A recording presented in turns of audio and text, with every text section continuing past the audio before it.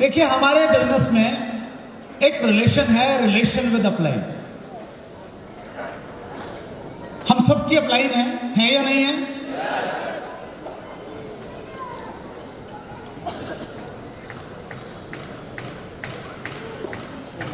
हम सबकी अपलाइन है। अपलाइन के साथ में कैसे बातचीत करनी है, क्या तरीका है, वो हमें बताया नहीं जाता, लेकिन हम सीख जाते हैं एक दूसरे को देख के। लेकिन कुछ छोटी छोटी चीजें हैं, क्योंकि उसकी बहुत ज़्यादा ट्रेनिंग नहीं होती है, तो कुछ एक दो पॉइंट्स हैं जो मैं इंपॉर्टेंट समझूंगा, वो मैं आपसे शेयर करूंगा। हम सब लोग ये मानते हैं कि भाई आप यहाँ पे हैं, आपके नीचे आपकी डाउनलाइन है, ऊपर जो ग्रीन डॉट आपको दिख रहे हैं आपकी अपलाइन है, और ये पूरी आपकी अपलाइन है, जिसे हम LOS भी कहते हैं, लाइन ऑफ स्पॉन्सर्स भी कहते हैं।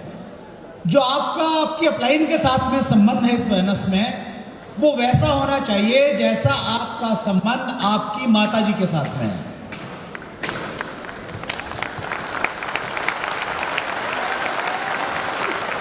घर में आपके सबसे क्लोज आपकी माताजी हैं, पिताजी हैं? माताजी हैं। हम सारी बातें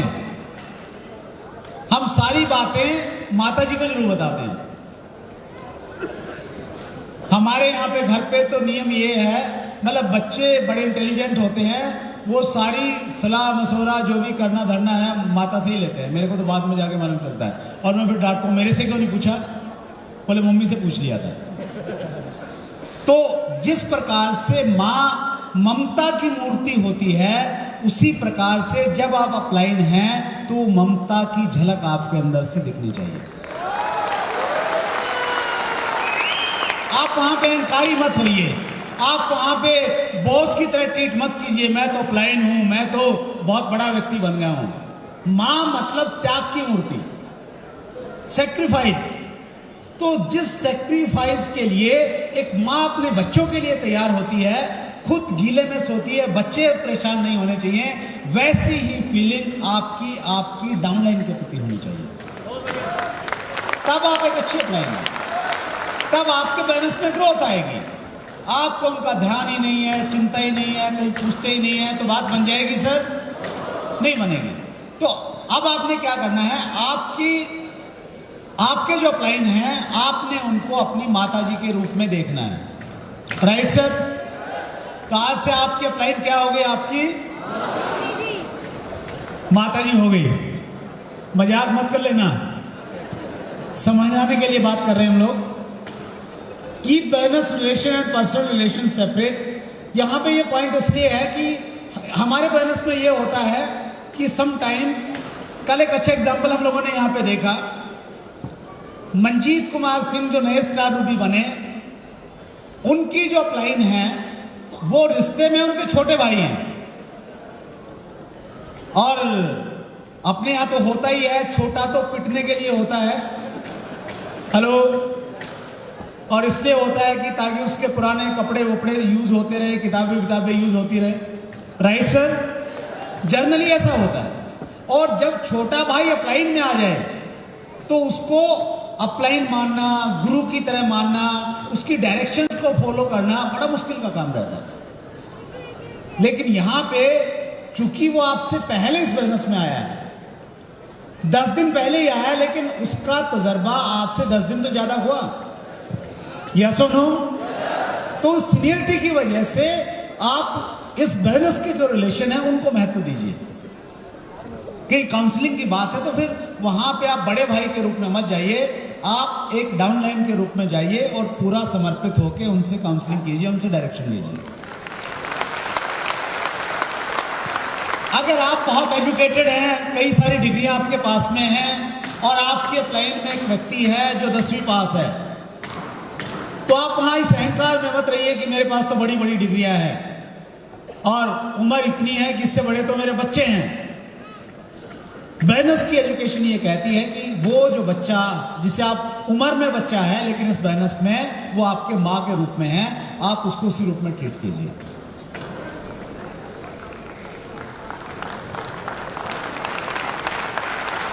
respect them through words and body language, age and qualification doesn't matter, इस पे हमने बात किया। और रिस्पेक्ट क्यों देना है? इसलिए देना है क्योंकि डुप्लीकेशन का बिजनेस है। अगर हम एक दूसरे को रिस्पेक्ट नहीं देंगे, आदर सम्मान नहीं देंगे, तो प्रॉब्लम आ जाएगी। यस और नो? और हमारे बैनर्स में देखिए इस परंपरा के बड़े फायदे हैं सर। कल शाम को सेकंड सेशन था, बाहर बहुत ज्यादा भीड़ इकट्ठी हो गई ऊपर वाले गेट्स पे। हालांकि बहुत अच्छी मैनेजमेंट, बड़े बाउंसर, सब कुछ वहां पे था, लेकिन जब क्राउड बहुत ज्यादा होता है तो बहुत हल्ला गुल्ला, ये वो लाइनें लग रही हैं। वहां पे मैं और मुकेश कोठारी जी गए, थोड़ा सा बस हम वहां प्रेजेंट रहे और कोई हल्ला नहीं, कोई गुल्ला नहीं, कोई डिस्टर्बेंस नहीं। लोग ऐसे आ रहे थे जैसे बच्चे लाइन में लग के जाते हैं। ये ऐसा क्यों हुआ? ये ऐसा इसलिए हुआ क्योंकि हमारे बैनर्स में रिस्पेक्ट करते हैं लोग, आदर सम्मान करते हैं। Yes sir. तो ये जो कल्चर है, ये कल्चर बहुत बढ़िया है, इसलिए वो रिस्पेक्ट होना चाहिए। क्योंकि डुप्लीकेशन का बैनर्स है, टीचर स्टूडेंट की थ्योरी पे बेस्ड है, और अगर आप ऐसा करेंगे तो ऐसा लगेगा कि ये वैल्यू बेस्ड सिस्टम है। इसमें कुछ अच्छे लोग हैं, अच्छी संस्कारों वाले लोग हैं, ऐसा महसूस होगा। अच्छे अच्छे लोग हमारे बैनर्स में आना स्टार्ट करेंगे। आगे बढ़ते हैं सर हम लोग। शेयर योर ऑल सिचुएशंस, जो भी आपकी सिचुएशंस हैं, फैमिली से, फाइनेंशियल से, जो भी हैं, लाइन से डिस्कस कीजिए। और इसलिए डिस्कस नहीं कीजिए कि आप बताएं कि सर ये नुकसान है, इतने का कर्जा है और आपका तो चेक बहुत बड़ा आता है, थोड़ा सा मुझे भी दे दो। इसलिए डिस्कस नहीं करनी है, क्योंकि माता से हम कुछ छुपाते नहीं है। उस दृष्टि में आपने उसको सब कुछ बता देना है, ताकि उसी प्रकार से वो आपको गाइड करते रहे, उसी प्रकार से वो आपको डायरेक्शन देते रहे। Right sir?